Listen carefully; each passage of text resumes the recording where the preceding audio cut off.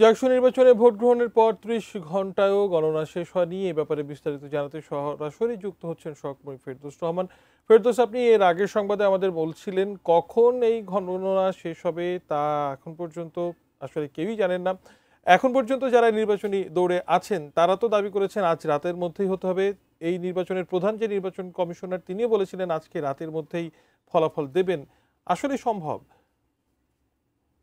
গণনা চলছে, তবে এই এখনো পর্যন্ত কিন্তু সেই ভোট গণনার অগ্রগতি ঠিক নেই, কেননা ইতিমধ্যে মধ্যরাত পেরিয়ে গেছে। গতকাল থেকে চলছে ভোট গণনা।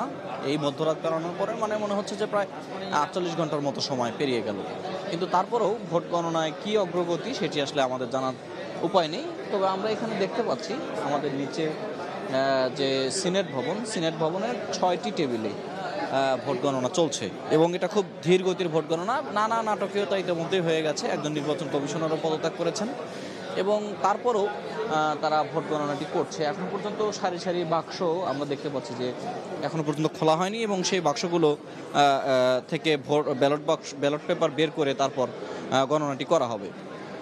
কিন্তু একটি বিষয় সেটি হচ্ছে যে এখনো পর্যন্ত ক্যাম্পাসে অবস্থানরত যারা শিক্ষার্থী তারা কিন্তু বেশ সতর্ক অবস্থায় রয়েছেন এবং তারা এর আগেই ঘোষণা দিয়েছিলেন যে কোনো মূল্যে তারা রাতের মধ্যে ভোটের ফলাফলটি চান, কিন্তু আসলে পরিস্থিতি থেকে মনে হচ্ছে সেটি হয়তো সম্ভব নয়। তবে আগামীকাল হয়তোবা তারা এই গণনার কাজটি শেষ করতে পারবেন। মাত্র ৮,০০০-এর মতো ভোট পড়েছে, সেটি গণনা করতে এত দীর্ঘ সময়, এটি আসলে স্বাভাবিকভাবেই নানা রকম প্রশ্ন, নানা রকম সন্দেহ ইতিমধ্যেই দেখা দিয়েছে।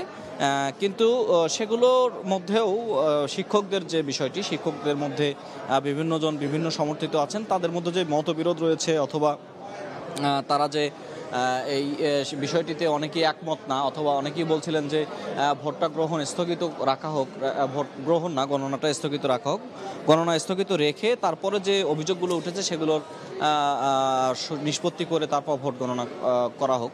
কিন্তু সেটি নিয়েও পক্ষ বিপক্ষের মতামতে একজন নির্বাচন কমিশনের সদস্য ইতিমধ্যেই তিনি পদত্যাগ করেছেন এবং তিনি দায় নিয়ে পদত্যাগ করেছেন। তিনি বলছেন যে তিনি যে প্রস্তাবনাগুলো দিয়েছিলেন নির্বাচন কমিশনের কাছে সেই প্রস্তাবনাগুলো নির্বাচন কমিশন রাখেনি, সে কারণে এই সিদ্ধান্ত তার।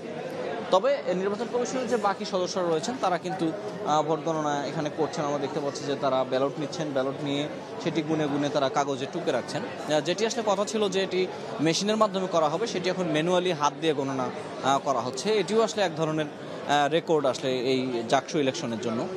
তো সব মিলিয়ে বলা যায় যে অপেক্ষা এবং দীর্ঘসূত্রিতা দুটোরই আসলে চূড়ান্ত সীমায় পৌঁছে গেছে জাকসু নির্বাচন।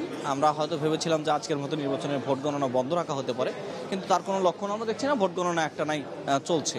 তবে ফলাফল কখন হবে তার জন্য আমাদেরকে অপেক্ষা করতে হবে, কেননা আমাদেরকে খবর দেবে অথবা আমাদেরকে এই সম্পর্কে আপডেট জানাবে এমন কেউ আমরা খুঁজে পাচ্ছি না। যতটুকু চোখের দেখা, সেই চোখের দেখাতে আমরা বলছি। তবে আমাদের সামনে এখনো পর্যন্ত ব্যালটের স্তূপ রয়েছে এবং সেখান থেকে ধীরে ধীরে বের করে ধীর গতিতে তারা গণনাটা করছেন আর কি। তো এইটুকুই হচ্ছে এখন আমাদের কাছে সর্বশেষ পরিস্থিতি। আমরা রয়েছি, নিশ্চয়ই ভোট গণনার পরে ফলাফল কী হয় নিশ্চয়ই আপনাকে জানাবো। আপনি ইতিমধ্যে খবরগুলো জানেন যে বেশ কয়েকটি প্যানেল নির্বাচন বর্জন করেছে অনিয়ম এবং কারচুপির অভিযোগ তুলে। আবার কিছু প্যানেল রয়েছেন তারা কিন্তু দাবি করে যাচ্ছেন যে নির্বাচনের ফলাফল যে কোনো মূল্যেই দিতে হবে। সেই পথে আসলে এগিয়ে যাচ্ছে জাকসু নির্বাচন।